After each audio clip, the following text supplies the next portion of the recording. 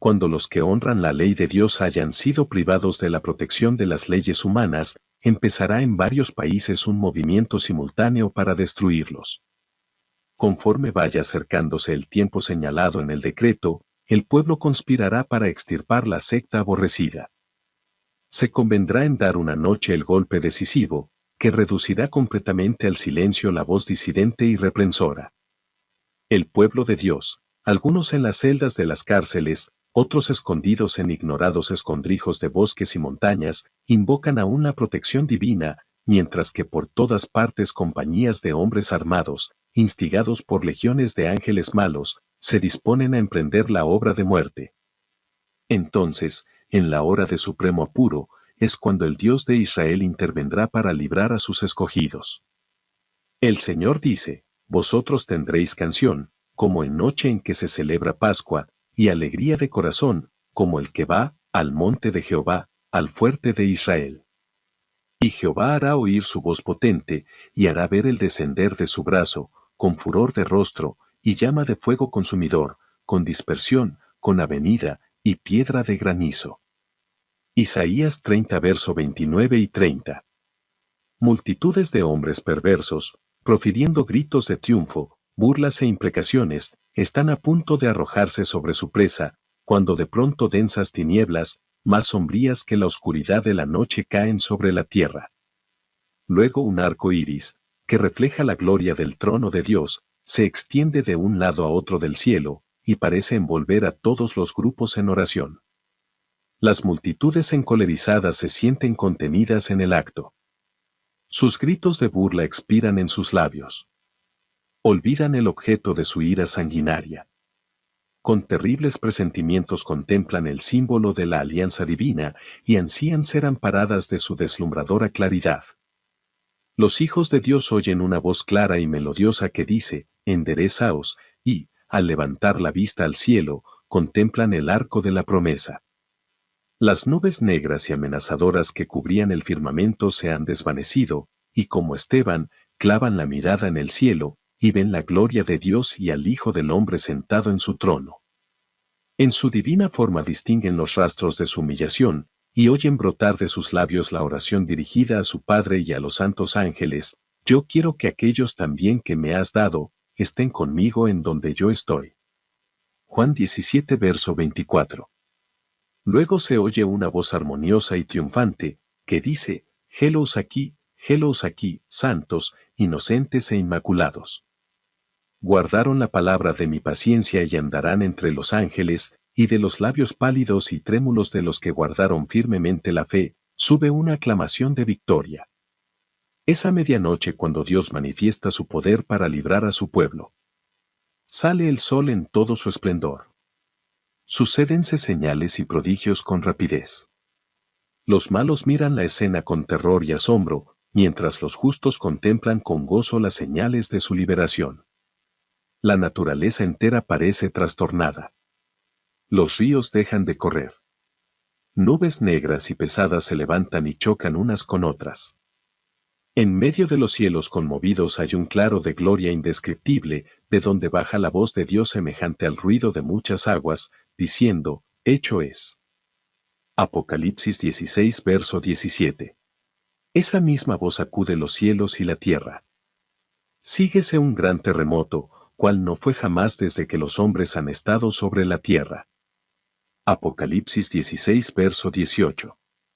El firmamento parece abrirse y cerrarse. La gloria del trono de Dios parece cruzar la atmósfera. Los montes son movidos como una caña al soplo del viento, y las rocas quebrantadas se esparcen por todos lados. Se oye un estruendo como de cercana tempestad. El mar es azotado con furor. Se oye el silbido del huracán, como voz de demonios en misión de destrucción. Toda la tierra se alborota e hincha como las olas del mar. Su superficie se raja. Sus mismos fundamentos parecen ceder. Se hunden cordilleras. Desaparecen islas habitadas. Los puertos marítimos que se volvieron como Sodoma por su corrupción, son tragados por las enfurecidas olas. La grande Babilonia vino en memoria delante de Dios, para darle el cáliz del vino del furor de su ira. Apocalipsis 16 verso 19. Pedrisco grande, cada piedra, como del peso de un talento. Apocalipsis 16 verso 21, hace su obra de destrucción. Las más soberbias ciudades de la tierra son arrasadas. Los palacios suntuosos en que los magnates han malgastado sus riquezas en provecho de su gloria personal, caen en ruinas ante su vista. Los muros de las cárceles se parten de arriba abajo, y son libertados los hijos de Dios que habían sido apresados por su fe. Los sepulcros se abren y muchos de los que duermen en el polvo de la tierra serán despertados, unos para vida eterna, y otros para vergüenza y confusión perpetua. Daniel 12 verso 2. Todos los que murieron en la fe del mensaje del tercer ángel salen glorificados de la tumba para oír el pacto de paz que Dios hace con los que guardaron su ley. Los que le traspasaron, Apocalipsis 1 verso 7, los que se mofaron y se rieron de la agonía de Cristo y los enemigos más acérrimos de su verdad y de su pueblo, son resucitados para mirarle en su gloria y para ver el honor con que serán recompensados los fieles y obedientes. Densas nubes cubren aún el firmamento, sin embargo el sol se abre paso de vez en cuando, como si fuese el ojo vengador de Jehová. Fieros relámpagos rasgan el cielo con fragor, envolviendo a la tierra en claridad de llamaradas. Por encima del ruido aterrador de los truenos, se oyen voces misteriosas y terribles que anuncian la condenación de los impíos. No todos entienden las palabras pronunciadas, pero los falsos maestros las comprenden perfectamente. Los que poco antes eran tan temerarios, jactanciosos y provocativos, y que tanto se regocijaban al ensañarse con el pueblo de Dios observador de sus mandamientos, se sienten presa de consternación y tiemblan de terror. Sus llantos dominan el ruido de los elementos. Los demonios confiesan la divinidad de Cristo y tiemblan ante su poder, mientras que los hombres claman por misericordia y se revuelcan en terror abyecto. Al considerar el día de Dios en santa visión, los antiguos profetas exclamaron: «Aullad, porque cerca está el día de Jehová, vendrá como asolamiento del Todopoderoso. Métete en la piedra, escóndete en el polvo, de la presencia espantosa de Jehová y del resplandor de su majestad». La altivez de los ojos del hombre será abatida, y la soberbia de los hombres será humillada, y Jehová solo será ensalzado en aquel día. Porque día de Jehová de los ejércitos vendrá sobre todo soberbio y altivo, y sobre todo ensalzado, y será abatido. Aquel día arrojará el hombre, a los topos y murciélagos, sus ídolos de plata y sus ídolos de oro, que le hicieron para que adorase, y se entrarán en las hendiduras de las rocas y en las cavernas de las peñas, por la presencia formidable de Jehová, y por el resplandor de su majestad, cuando se levantare para herir la tierra. Isaías 13 verso 6, 2, verso 10 hasta el 12, 2, verso 20 y 21. Por un desgarrón de las nubes una estrella arroja rayos de luz cuyo brillo queda cuadruplicado por el contraste con la oscuridad. Significa esperanza y júbilo para los fieles, pero severidad para los transgresores de la ley de Dios. Los que todo lo sacrificaron por Cristo están entonces seguros, como escondidos en los pliegues del pabellón de Dios. Fueron probados, y ante el mundo y los despreciadores de la verdad demostraron su fidelidad a aquel que murió por ellos. Un cambio maravilloso se ha realizado en aquellos que conservaron su integridad ante la misma muerte. Han sido librados como por ensalmo de la sombría y terrible tiranía de los hombres vueltos demonios. Sus semblantes, poco antes tan pálidos, tan llenos de ansiedad y tan macilentos, brillan ahora de admiración, fe y amor. Sus voces se elevan en canto triunfal: Dios es nuestro refugio y fortaleza, socorro muy bien experimentado en las angustias. Por tanto no temeremos aunque la tierra sea conmovida, y aunque las montañas se trasladen al centro de los mares, aunque bramen y se turben sus aguas, aunque tiemblen las montañas a causa de su bravura. Salmos 46, verso 1 hasta el 3. Mientras estas palabras de santa confianza se elevan hacia Dios, las nubes se retiran, y el cielo estrellado brilla con esplendor indescriptible en contraste con el firmamento negro y severo en ambos lados. La magnificencia de la ciudad celestial rebosa por las puertas entreabiertas. Entonces aparece en el cielo una mano que sostiene dos tablas de piedra puestas una sobre otra. El profeta dice, denunciarán los cielos su justicia, porque Dios es el juez. Salmo 50, verso 6. Esta ley santa, justicia de Dios, que entre truenos y llamas fue proclamada desde el Sinaí como guía de la vida, se revela ahora a los hombres como norma del juicio. La mano abre las tablas en las cuales se ven los preceptos del Decálogo inscritos como con letras de fuego. Las palabras son tan distintas que todos pueden leerlas. La memoria se despierta, las tinieblas de la superstición y de la herejía desaparecen de todos los espíritus, y las 10 palabras de Dios, breves, inteligibles y llenas de autoridad, se presentan a la vista de todos los habitantes de la tierra. Es imposible describir el horror y la desesperación de aquellos que pisotearon los santos preceptos de Dios. El Señor les había dado su ley con la cual hubieran podido comparar su carácter y ver sus defectos mientras que había aún oportunidad para arrepentirse y reformarse, pero con el afán de asegurarse el favor del mundo, pusieron a un lado los preceptos de la ley y enseñaron a otros a transgredirlos. Se empeñaron en obligar al pueblo de Dios a que profanase su sábado. Ahora los condena aquella misma ley que despreciaran. Ya echan de ver que no tienen disculpa. Eligieron a quien querían servir y adorar.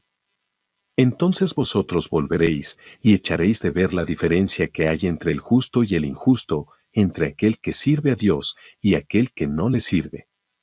Malaquías 3, verso 18. Los enemigos de la ley de Dios, desde los ministros hasta el más insignificante entre ellos, adquieren un nuevo concepto de lo que es la verdad y el deber. Reconocen demasiado tarde que el día de reposo del cuarto mandamiento es el sello del Dios vivo. Ven demasiado tarde la verdadera naturaleza de su falso día de reposo y el fundamento arenoso sobre el cual construyeron. Se dan cuenta de que han estado luchando contra Dios. Los maestros de la religión condujeron las almas a la perdición mientras profesaban guiarlas hacia las puertas del paraíso. No se sabrá antes del día del juicio final cuán grande es la responsabilidad de los que desempeñan un cargo sagrado, y cuán terribles son los resultados de su infidelidad. Solo en la eternidad podrá apreciarse debidamente la pérdida de una sola alma. Terrible será la suerte de aquel a quien Dios diga, apártate, mal servidor. Desde el cielo se oye la voz de Dios que proclama el día y la hora de la venida de Jesús, y promulga a su pueblo el pacto eterno. Sus palabras resuenan por la tierra como el estruendo de los más estrepitosos truenos. El Israel de Dios escucha con los ojos elevados al cielo.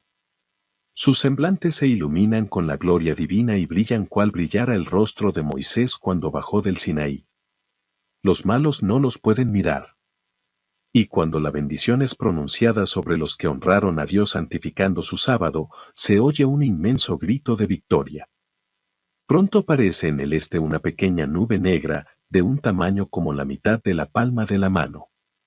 Es la nube que envuelve al Salvador y que a la distancia parece rodeada de oscuridad.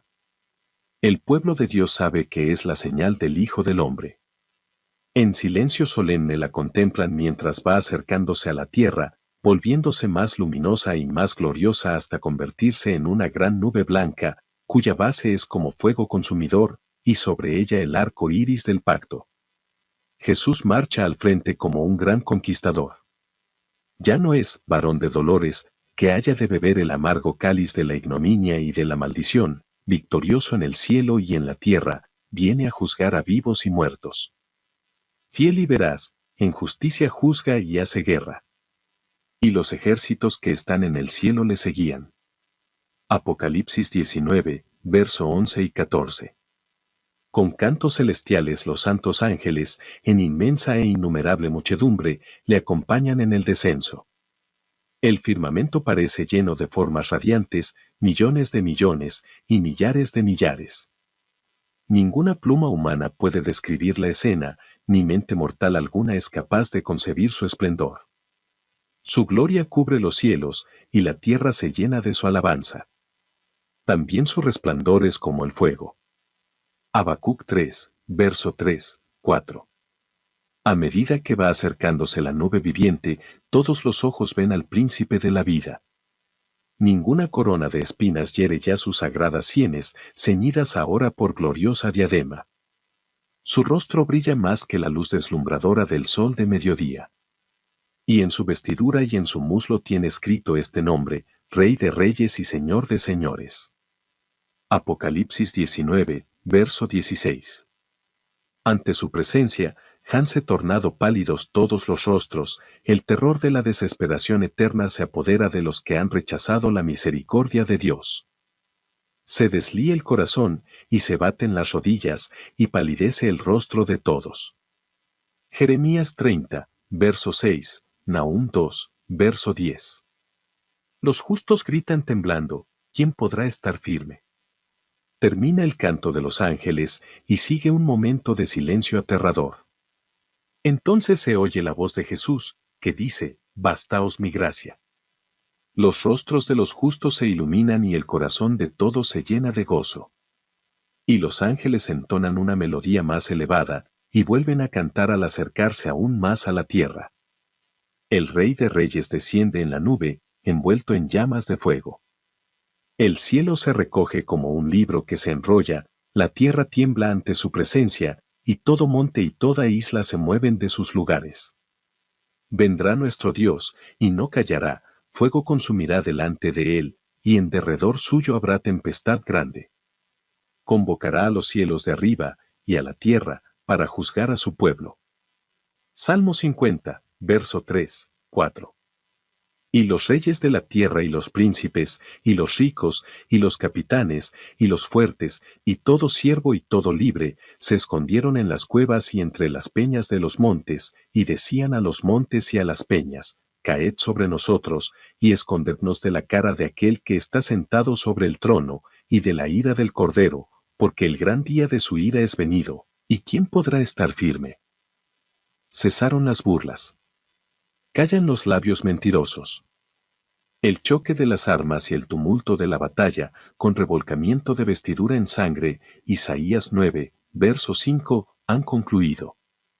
Solo se oyen ahora voces de oración, llanto y lamentación. De las bocas que se mofaban poco antes, estalla el grito, el gran día de su ira es venido, ¿y quién podrá estar firme? Los impíos piden ser sepultados bajo las rocas de las montañas antes que ver la cara de aquel a quien han despreciado y rechazado. Conocen esa voz que penetra hasta el oído de los muertos, cuántas veces sus tiernas y quejumbrosas modulaciones no los han llamado al arrepentimiento, cuántas veces no ha sido oída en las conmovedoras exhortaciones de un amigo, de un hermano, de un redentor. Para los que rechazaron su gracia, ninguna otra podría estar tan llena de condenación ni tan cargada de acusaciones, como esta voz que tan a menudo exhortó con estas palabras, volveos, volveos de vuestros caminos malos, pues, porque moriréis. Ezequiel 33, verso 11, oh, si solo fuera para ellos la voz de un extraño. Jesús dice, por cuanto llamé, y no quisisteis, extendí mi mano, y no hubo quien escuchase, antes desechasteis todo consejo mío, y mi reprensión no quisisteis. Proverbios 1, verso 24 y 25. Esa voz despierta recuerdos que ellos quisieran borrar, de avisos despreciados, invitaciones rechazadas, privilegios desdeñados. Allí están los que se mofaron de Cristo en su humillación. Con fuerza penetrante acuden a su mente las palabras del varón de dolores, cuando, conjurado por el sumo sacerdote, declaró solemnemente, desde ahora habéis de ver al Hijo del Hombre sentado a la diestra de la potencia de Dios, y que viene en las nubes del cielo. Mateo 26, verso 64. Ahora le ven en su gloria, y deben verlo aún sentado a la diestra del poder divino. Los que pusieron en ridículo su acerto de ser el Hijo de Dios enmudecen ahora. Allí está el altivo Herodes que se burló de su título real y mandó a los soldados escarnecedores que le coronaran. Allí están los hombres mismos que con manos impías pusieron sobre su cuerpo el manto de grana, sobre sus sagradas sienes la corona de espinas y en su dócil mano un cetro burlesco, y se inclinaron ante él con burlas de blasfemia. Los hombres que golpearon y escupieron al príncipe de la vida, tratan de evitar ahora su mirada penetrante y de huir de la gloria abrumadora de su presencia. Los que atravesaron con clavos sus manos y sus pies, los soldados que le abrieron el costado, consideran esas señales con terror y remordimiento. Los sacerdotes y los escribas recuerdan los acontecimientos del Calvario con claridad aterradora. Llenos de horror recuerdan cómo, moviendo sus cabezas con arrebato satánico, exclamaron, a otro salvó, a sí mismo no puede salvar, si es el Rey de Israel, descienda ahora de la cruz, y creeremos en él. Confió en Dios, líbrele ahora si le quiere. Mateo 27, verso 42 y 43. Recuerdan a lo vivo la parábola de los labradores que se negaron a entregar a su señor los frutos de la viña, que maltrataron a sus siervos y mataron a su hijo. También recuerdan la sentencia que ellos mismos pronunciaron, a los malos destruirá miserablemente el señor de la viña. Los sacerdotes y escribas ven en el pecado y en el castigo de aquellos malos labradores su propia conducta y su propia inmerecida suerte. Y entonces se levanta un grito de agonía mortal. Más fuerte que los gritos de «sea crucificado», que resonaron por las calles de Jerusalén, estalla el clamor terrible y desesperado, es el Hijo de Dios, es el verdadero Mesías. Tratan de huir de la presencia del Rey de Reyes. En vano tratan de esconderse en las hondas cuevas de la tierra desgarrada por la conmoción de los elementos. En la vida de todos los que rechazan la verdad, hay momentos en que la conciencia se despierta, en que la memoria evoca el recuerdo aterrador de una vida de hipocresía y el alma se siente atormentada de vanos pesares. Mas, ¿qué es eso comparado con el remordimiento que se experimentará aquel día, cuando viniere cual huracán vuestro espanto, y vuestra calamidad, como torbellino? Proverbios 1, verso 27. Los que habrían querido matar a Cristo y a su pueblo fiel son ahora testigos de la gloria que descansa sobre ellos. En medio de su terror oyen las voces de los santos que exclaman en unánime júbilo, «He aquí este es nuestro Dios, le hemos esperado, y nos salvará». Isaías 25, verso 9. Entre las oscilaciones de la tierra, las llamaradas de los relámpagos y el fragor de los truenos, el Hijo de Dios llama a la vida a los santos dormidos. Dirige una mirada a las tumbas de los justos, y levantando luego las manos al cielo, exclama, «Despertaos, despertaos, despertaos, los que dormís en el polvo, y levantaos». Por toda la superficie de la tierra, los muertos oirán esa voz, y los que la oigan vivirán. Y toda la tierra repercutirá bajo las pisadas de la multitud extraordinaria de todas las naciones, tribus, lenguas y pueblos.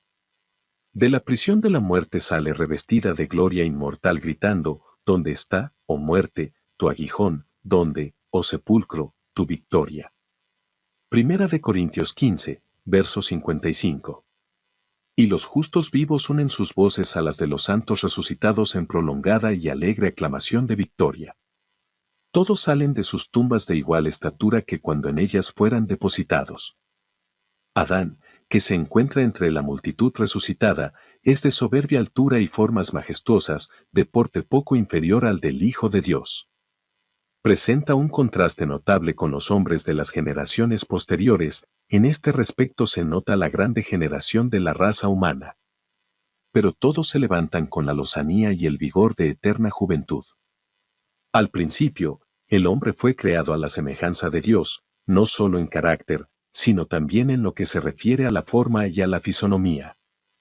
El pecado borró e hizo desaparecer casi por completo la imagen divina, pero Cristo vino a restaurar lo que se había malogrado.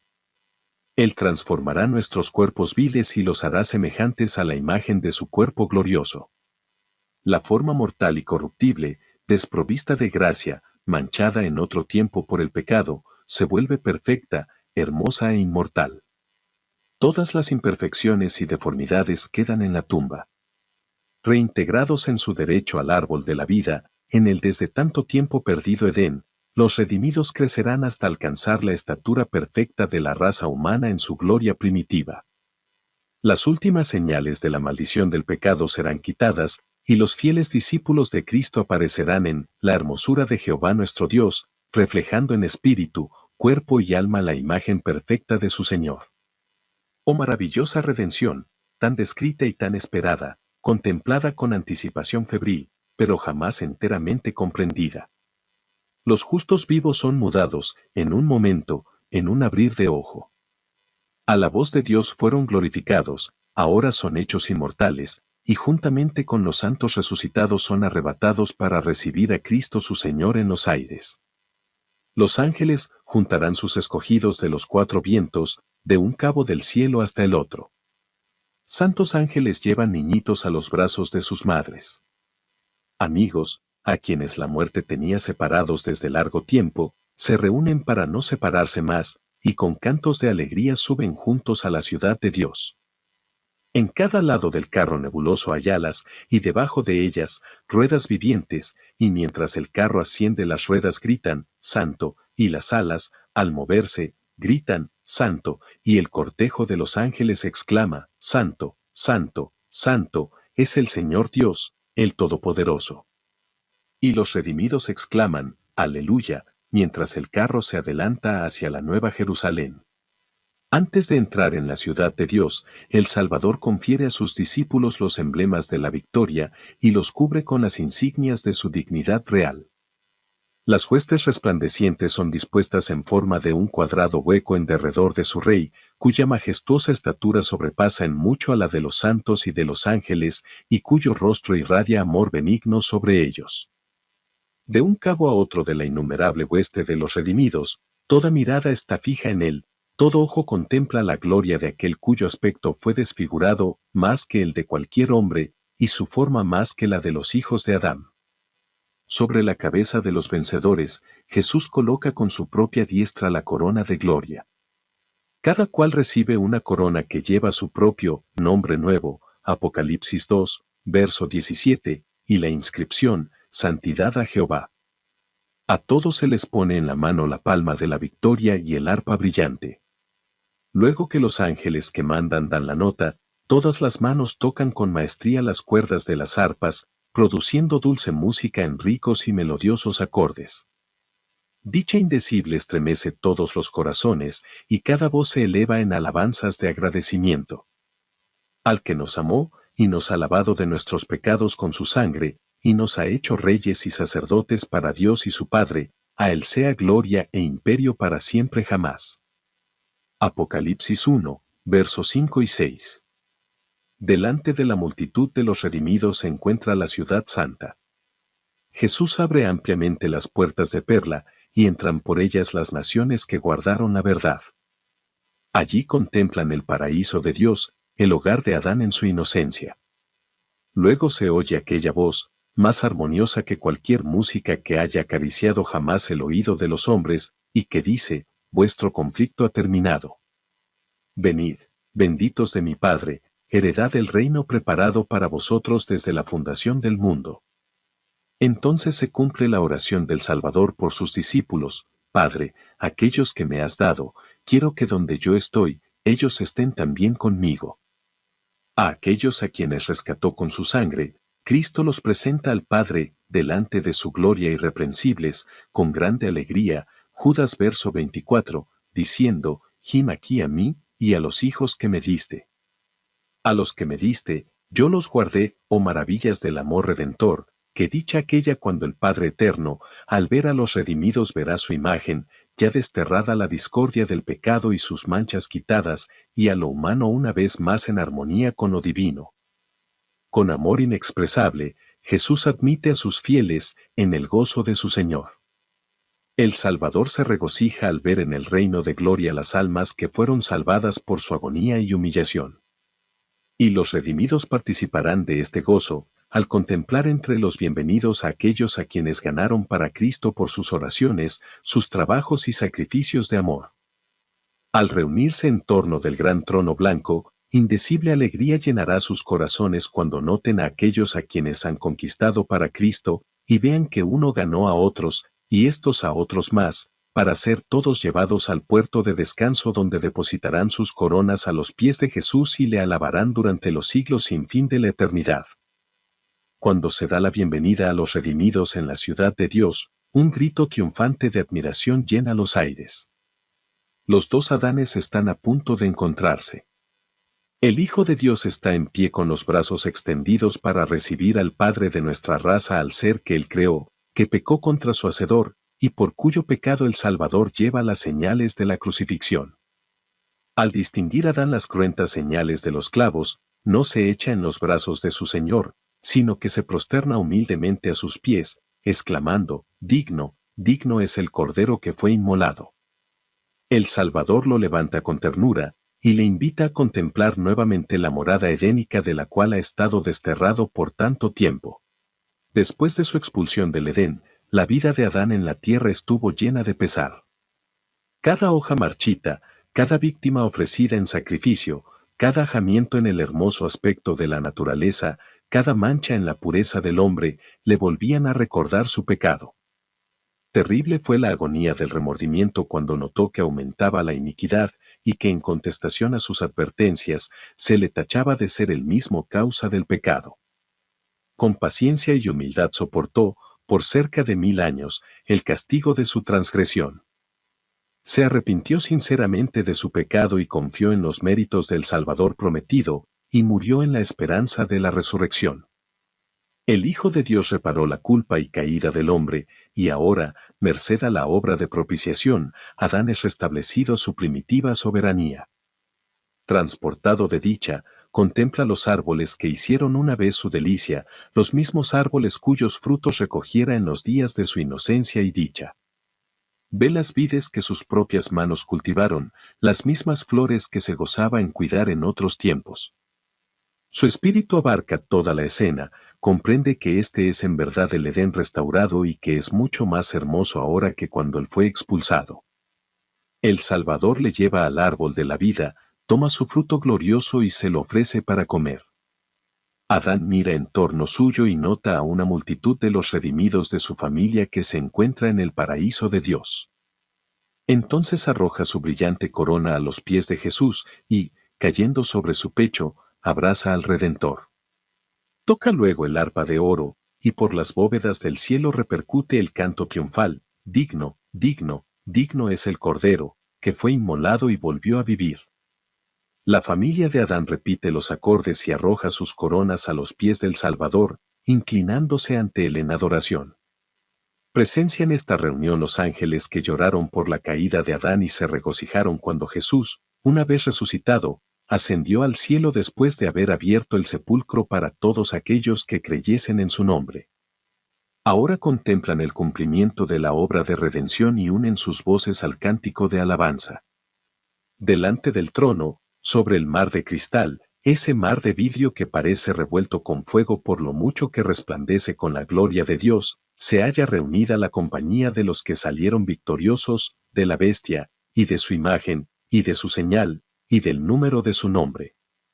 Con el Cordero en el monte de Sión, teniendo las arpas de Dios, están en pie los 144,000 que fueron redimidos de entre los hombres, se oye una voz, como el estruendo de muchas aguas y como el estruendo de un gran trueno, una voz de tañedores de arpas que tañían con sus arpas.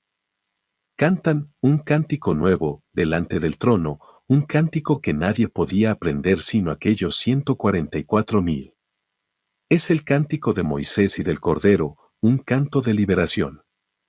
Ninguno sino los 144,000 pueden aprender aquel cántico, pues es el cántico de su experiencia, una experiencia que ninguna otra compañía ha conocido jamás. Son estos los que siguen al Cordero por donde quiera que fuere. Habiendo sido trasladados de la tierra, de entre los vivos, son contados por primicias para Dios y para el Cordero. Apocalipsis 15, verso 2 y 3, 14, verso 1 hasta el 5. Estos son los que han venido de grande tribulación, han pasado por el tiempo de angustia cual nunca ha sido desde que ha habido nación, han sentido la angustia del tiempo de la aflicción de Jacob, han estado sin intercesor durante el derramamiento final de los juicios de Dios. Pero han sido librados, pues han lavado sus ropas y las han blanqueado en la sangre del Cordero. En sus bocas no ha sido hallado engaño, están sin mácula delante de Dios. Por esto están delante del trono de Dios, y le sirven día y noche en su templo, y el que está sentado sobre el trono tenderá su pabellón sobre ellos. Apocalipsis 7, verso 14 y 15. Han visto la tierra asolada con hambre y pestilencia, al sol que tenía el poder de quemar a los hombres con un intenso calor, y ellos mismos han soportado padecimientos, hambre y sed. Pero no tendrán más hambre, ni sed, y el sol no caerá sobre ellos, ni otro ningún calor.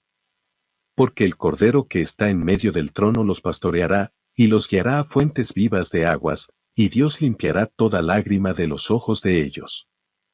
Apocalipsis 7, verso 14 hasta el 17.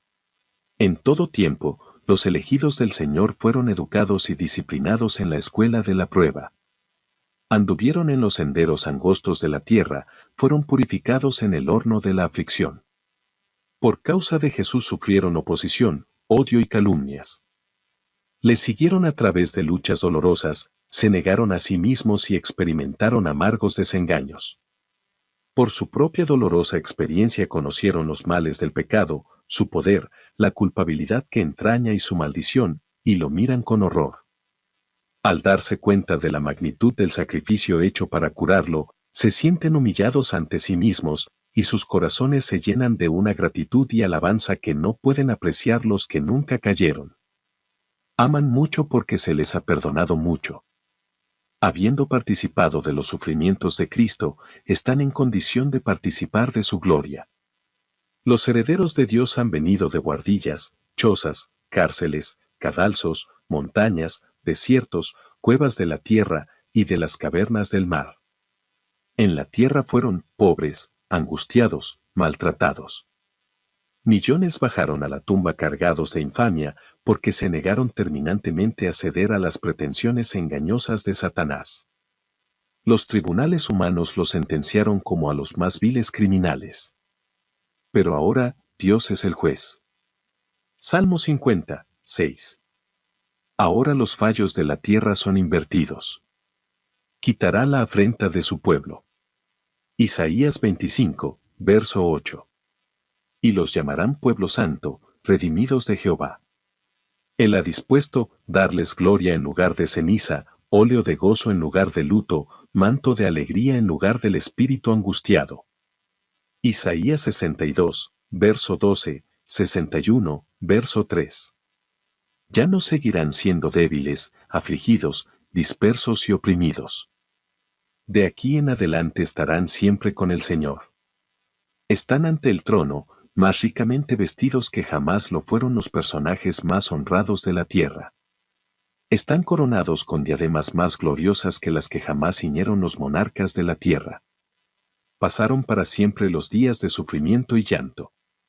El Rey de Gloria ha secado las lágrimas de todos los semblantes, toda causa de pesar ha sido alejada. Mientras agitan las palmas, dejan oír un canto de alabanza, claro, dulce y armonioso, cada voz se une a la melodía, hasta que entre las bóvedas del cielo repercute el clamor, salvación a nuestro Dios que está sentado sobre el trono, y al Cordero. Amén. La bendición y la gloria y la sabiduría, y la acción de gracias y la honra y la potencia y la fortaleza, sean a nuestro Dios para siempre jamás. Apocalipsis 7, verso 10 y 12. En esta vida, podemos apenas empezar a comprender el tema maravilloso de la redención. Con nuestra inteligencia limitada podemos considerar con todo fervor la ignominia y la gloria, la vida y la muerte, la justicia y la misericordia que se tocan en la cruz, pero ni con la mayor tensión de nuestras facultades mentales llegamos a comprender todo su significado.